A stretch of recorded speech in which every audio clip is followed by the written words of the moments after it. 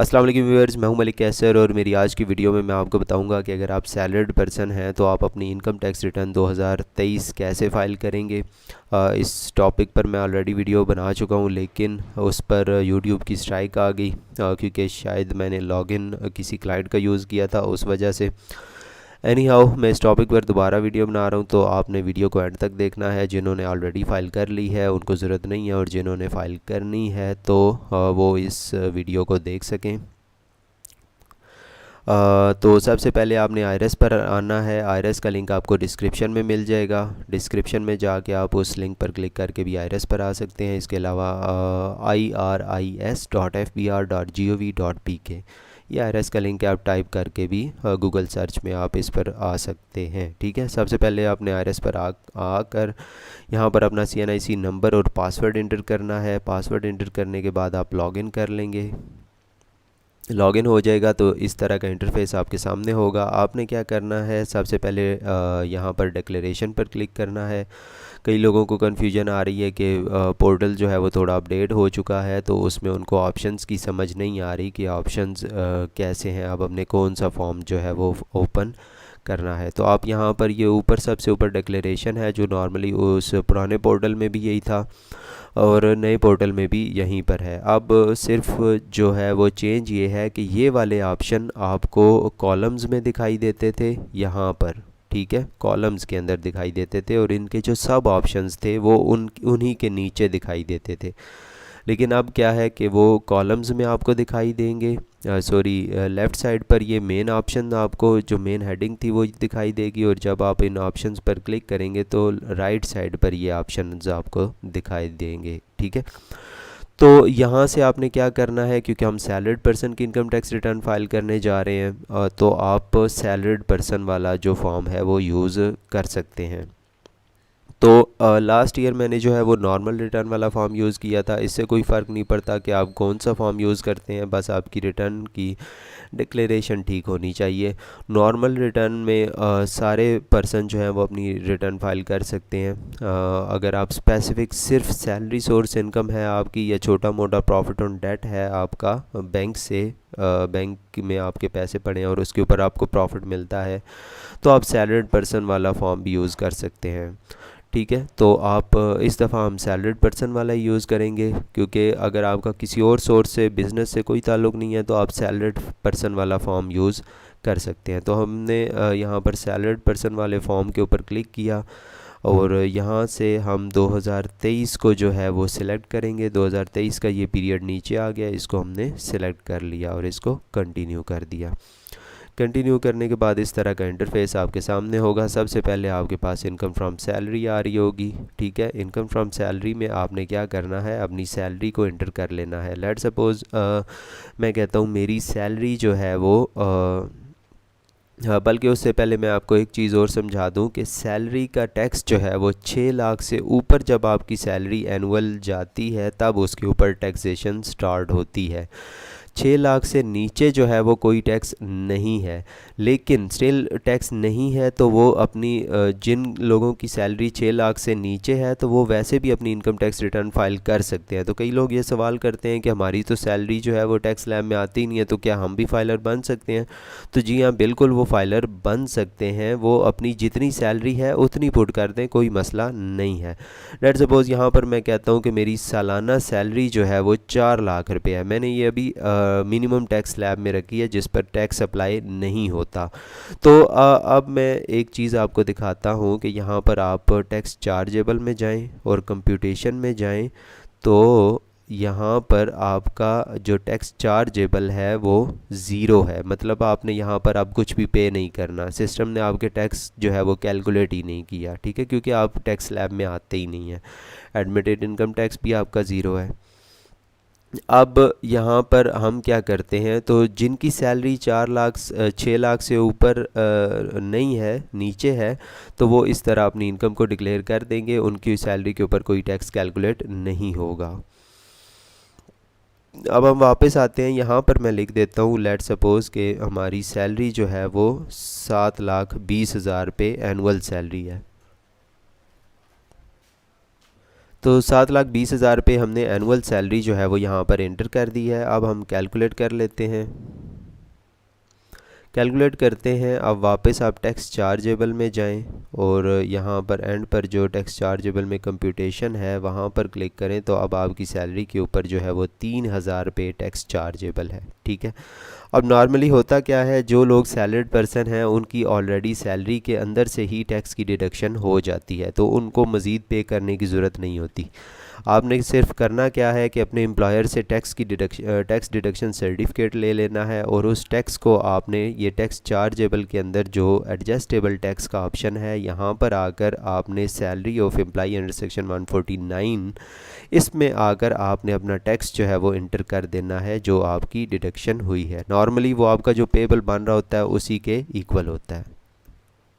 तो इसमें आपने टैक्स जो है वो अपना इंटर करने के बाद जो है वो कैलकुलेट कर देना है जो आपकी डिडक्शन हुई है। सर्टिफिकेट के ऊपर आपकी अमाउंट लिखी होगी कि कितनी आपकी टैक्स की डिडक्शन हुई है। ठीक है।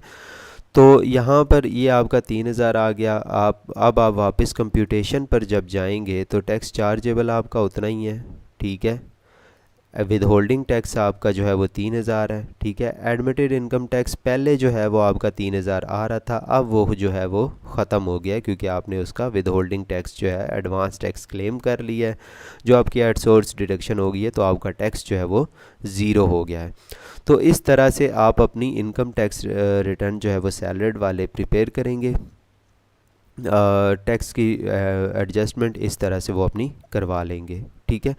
अब हम आते हैं अगर किसी अदर सोर्स से प्रॉफिट ऑन डेट भी है, यानी कई जो सैलरीड पर्सन हैं उन्होंने अपने बैंक अकाउंट में पैसे रखे होते हैं जिनके ऊपर उनको प्रॉफिट मिल रहा होता है।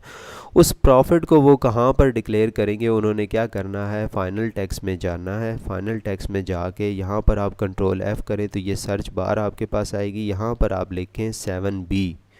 ठीक है। 7B लिखेंगे तो आपके पास ये profit on date under section 7B आ जाएगा। Amount not exceeding 5 million. तो नॉर्मली सैलरीड पर्सन का 5 मिलियन से काफ़ी नीचे होता है टैक्स प्रॉफिट। तो यहाँ पर आपने क्या करना है, जिस बैंक में आपका प्रॉफिट है उस बैंक की आपने इंफॉर्मेशन इंटर करनी है, उस बैंक का नाम वगैरह लिख देना है और इसको सबमिट कर देना है।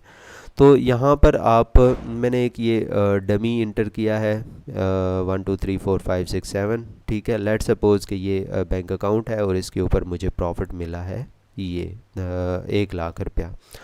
1,00,000 के ऊपर जो फाइलर का टैक्स है वो 15,000 रुपये होता है। ठीक है। तो 15,000 मैं कहता हूँ एट सोर्स मेरा जो है वो बैंक ने डिडक्ट कर लिया है, जो आपकी बैंक स्टेटमेंट में रिफ्लेक्ट भी हो रहा होगा। आप अपने पूरे साल की बैंक स्टेटमेंट निकलवा के वहाँ से अपना प्रॉफिट और टैक्स की अमाउंट जो है वो कैलकुलेट कर सकते हैं कि कितना आपका टोटल प्रॉफिट है और उसके ऊपर आपका कितना टैक्स की जो है वो डिडक्शन हुई है। ठीक है। ये एंटर करने के बाद आपने कैलकुलेट कर लेना है। ठीक है। ये कैलकुलेट हो गया। अब आपने क्या करना है, यहाँ पर आकर आप क्योंकि आपका इनकम टैक्स का फॉर्म जो है वो फिल हो चुका है, अब आपने वेल्थ स्टेटमेंट प्रिपेयर करनी है। वेल्थ स्टेटमेंट प्रिपेयर करने के लिए आपने सबसे पहले क्या करना है, ये फ़ाइनल टैक्स वाली जो अमाउंट है इसको कॉपी करके आप रिकन्सिलिएशन में जाना है। वेल्थ स्टेटमेंट में जो थर्ड ऑप्शन है रिकन्सिलिएशन, इसमें आपने फाइनल फिक्स टैक्स वाली अमाउंट जो है वो 7033 कोड में इंटर करनी है और अपनी सैलरी वाली जो अमाउंट है वो आप 7,20,000 में इंटर करेंगे। ठीक है। और इसको कैलकुलेट कर देंगे। कैलकुलेट करने के बाद आपने सबसे पहला जो काम करना है वो आपने एसेट्स अपने जो है वो कवर करने हैं। तो अब आप क्या करेंगे, आप सबसे पहले पर्सनल एसेट्स में जाएंगे और यहाँ पर आकर आप अपने एसेट्स की वैल्यूज़ चेंज कर लेंगे। कोई अगर न्यू एडिशन है तो न्यू ऐड कर लेंगे, कोई डिलीशन है तो वो उसको आप डिलीट कर लेंगे। आप यहाँ पर जो है वो अपने तमाम बैंक अकाउंट के बैलेंसेस ख़ास तौर पर जो है वो सबसे पहले चेंज करेंगे। लेट सपोज़ मैं कहता हूँ यहाँ पर मेरा अकाउंट का बैलेंस ये चेंज हो के ये हो गया, ये 2,00,000 के बजाय 3,00,000 हो गया, ये 1,00,000 हो गया और ये 3,00,000 हो गया। ठीक है। ये मैंने एक डमी इंटर की है, तो आप जो है वो इसको कम भी कर सकते हैं। ठीक है। आपने जो बैलेंसेस होंगे आपके 30 जून 2023 के, वो बैलेंसेस आपने सारे अकाउंट्स के यहाँ पर लिख लेने हैं और इसको कैलकुलेट कर लेना है। ठीक है। कैलकुलेट कर लिया। उसके बाद आपने जब सारे एसेट्स को अपने कवर कर लिया, कोई एडिशन डिलीशन है वो कर ली, उसके करने के बाद आपने क्या करना है, अपने पर्सनल एक्सपेंसेस में जाना है। पर्सनल एक्सपेंसेस में जाकर आपने अपने पर्सनल हाउस होल्ड एक्सपेंसेस, ये सारे एक्सपेंसेस हैं, इन एक्सपेंसेस को आप सेग्रीगेट करके भी डाल सकते हैं। रेंट कितना है, टैक्सेस, आपके टैक्सेस जो हैं वो आपका सैलरी का और आप अपने बैंक प्रॉफिट के ऊपर जितना लगा है, बैंक प्रॉफिट के ऊपर 15,000 था और सैलरी के ऊपर 3,000, तो आप यहाँ पर लिख दें 18,000 पे टोटल आपकी टैक्स की जो है वो डिडक्शन हुई है, और आपका टैक्स चार्जेबल भी यही बनता है। यहाँ पर लिख लें रेंट, अगर आप रेंट पर रहते हैं तो रेंट की वैल्यू लिख दें। व्हीकल मेंटेनेंस वगैरह आपकी, अगर कोई गाड़ी है तो उसकी व्हीकल मेंटेनेंस और रनिंग का जो खर्चा है वो आप लिख दें। ट्रैवलिंग का खर्चा, इलेक्ट्रिसिटी, वाटर, गैस, ये आप अपने एक्सपेंसेस को देखेंगे, जितने भी होंगे वो सारे इंटर कर लेंगे, ठीक है। और पर्सनल हाउस होल्ड एक्सपेंसेस में आकर आप एक वैल्यू लिख देंगे जो आपके पर्सनल हाउस होल्ड एक्सपेंसेस में ग्रॉसरीज़ वगैरह इस तरह की चीज़ें जो आती हैं, किचन आइटम्स और समथिंग जो भी है, वो आपका मंथली खर्चा आप यहाँ पर लिख लेंगे। लेट सपोज़ मैं लम सम एक फ़िगर डाल देता हूँ कि जी मेरा खर्चा जो है वो 3,20,000 है, ठीक है। जो इनकम मैंने डाली है उस हिसाब से मैं ये खर्चे डाल लूँ। आप अपनी इनकम के हिसाब से अपने खर्चे जो है वो देख लेंगे कि ओरिजिनल आपके कितने खर्चे होते हैं, वो आप खुद कैलकुलेट कर लेंगे, ठीक है। और आप यहाँ पर एंटर कर देंगे। अब टोटल खर्चे जो है वो आपके 3,38,000 हो गए, ठीक है। अब आप रिकन्सिलिएशन ऑफ नेट एसेट्स पर आएँ तो यहाँ पर आप आकर देखें तो 4 लाख अमाउंट जो है वो स्टिल आपकी अनरिकनसाइल्ड है। अगर ये अमाउंट माइनस में हो तो इसका मतलब ये है कि आपका इनफ्लो ज़्यादा है। इनफ्लो मतलब आपकी इनकम ज़्यादा है, आपने ख़र्चे कम किए हैं। तो बताएं आपने ख़र्चे किए हैं मज़ीद या उसको सेव किया है, तो ठीक है। तो अगर आपकी ये अमाउंट माइनस में है तो आप दो काम कर सकते हैं, या एक्सपेंसेस को बढ़ा सकते हैं या आप एसेट्स को बढ़ा सकते हैं। तो आपका जो मेन फोकस ये होना चाहिए कि आप अपने एसेट्स को बढ़ाएं। तो मैं क्या करता हूँ, यहाँ से अपने एसेट्स को डिलीट करता हूँ, कैश इन हैंड को डिलीट करता हूँ। तो कैश इन हैंड जो मेरा 21 लाख शो हो रहा था, तो अब यहाँ पर 21 लाख वो भी ऐड हो जाएगा और 4 लाख वो ऐड होगी, ये 25 लाख। अब ये टोटल अमाउंट जो है मैं कॉपी करके जो है वो कैश इन हैंड में डाल देता हूँ। मतलब ये अब जाके कैश इन हैंड में ऐड हो गई। ये बस एक छोटा सा फार्मूला है जो हमें कैलकुलेटर ना यूज़ करना पड़े उसके लिए, और सारी अमाउंट जो है वो रिकनसाइल्ड हो जाए। अब मैं रिकन्सिलिएशन पर जब वापस जाता हूँ तो देखें अमाउंट, रिकनसाइल्ड अमाउंट जो थी वो ज़ीरो हो गई, ठीक है। तो ये आपकी रिटर्न तैयार हो गई। अब रिटर्न जब तैयार हो गई तो आपने क्या करना है, इसको सेव कर लेना है।